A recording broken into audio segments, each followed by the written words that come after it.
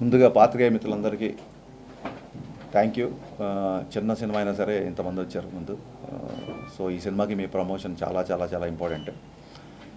ఇంద్రాణి దౌలూరి గారు మాకు family friends. వాళ్ళ హస్బెండ్ యూఎస్లో చాలా మంచి పొజిషన్లో ఉన్నారు. ఇది ఎందుకు చెప్తున్నానంటే యూఎస్లో ఒక మంచి కంఫర్టబుల్ పొజిషన్లో ఉంటూ, అంటే మనం జనరల్గా చాలామంది ఇక్కడ ఒక్కొక్కసారి జోకులు వేస్తుంటారు, ఎన్ఆర్ఐస్ అంటే నాన్ రిటర్న్ ఇండియన్స్, మళ్ళీ వాళ్ళు రారు ఇక్కడికి అని అప్పుడప్పుడు కొంతమంది వాళ్ళ గురించి మాట్లాడుతుంటారు. అలాంటి కామెంట్స్ ఉన్న మనకి ఈవిడ ఏంటంటే అక్కడ దాదాపు వాళ్ళు వెళ్ళిపోయి ఒక 15-20 సంవత్సరాలు అయింది అనుకుంటాను.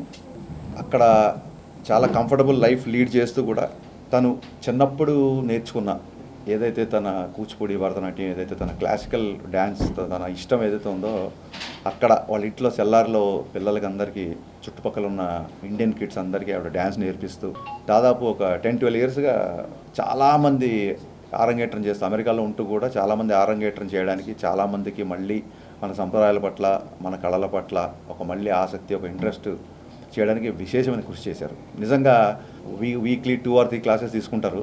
డెఫినెట్గా అది పెద్దగా గొప్పగా ఫైనాన్షియల్గా హెల్ప్ అయ్యే ప్రాక్టీస్ అయితే కాదు. బట్ స్టిల్ ఆవిడకున్న ప్యాషన్ వల్ల ఆవిడ పిల్లలకి నాట్యం నేర్పిస్తున్నారో నాకు తెలిసినప్పుడు, ఆ తర్వాత కమర్షియల్ లెక్కలకి అతీతంగా సినిమాలో ఎంత పెట్టాము, ఎంత వస్తుంది, ఎంత మిగులుతుంది అన్నీ కాకుండా జస్ట్ ఆ ప్యాషన్ని ముందుకు తీసుకెళ్ళడానికి చాలా కష్టపడి ఈ సినిమా చేశారు.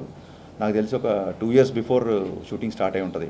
ఎన్నో కష్టాలు, ఎన్నో కింద మీద పడితే కానీ ఇక్కడ వరకు రాలేదు ఈ సినిమా. నేను ఒకసారి 2 years or 2.5 years back US వెళ్ళినప్పుడు ఒక ఈవెంట్లో ఈ సినిమా ఫుటేజ్ చూపించారు నాకు.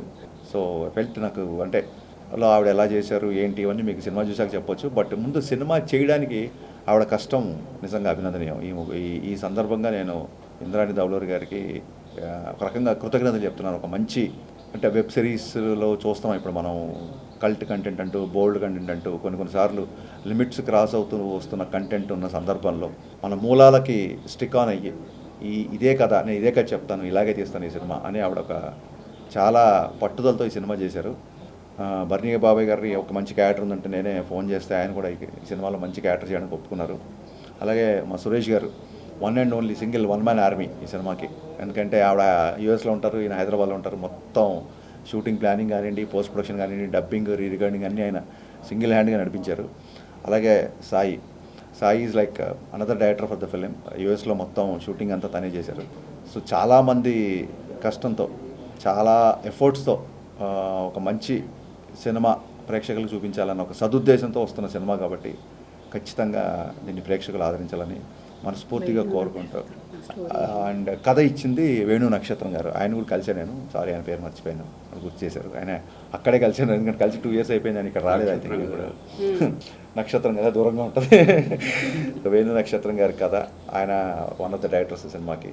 ఒక మంచి ఉద్దేశంతో, మంచి సంకల్పంతో బేసిక్గా తీసిన సినిమా కాబట్టి ఇది ఖచ్చితంగా ప్రేక్షకులు ఆదరించాలని ఈ సందర్భంగా ఇందులో పాటలకి ఒక మంచి ప్లాట్ఫామ్ క్రియేట్ చేసిన ఆదిత్య మ్యూజిక్ వారికి, ముఖ్యంగా మా నిరంజన్ గారికి మనస్ఫూర్తిగా కృతజ్ఞతలు చెప్పుకుంటున్నాం.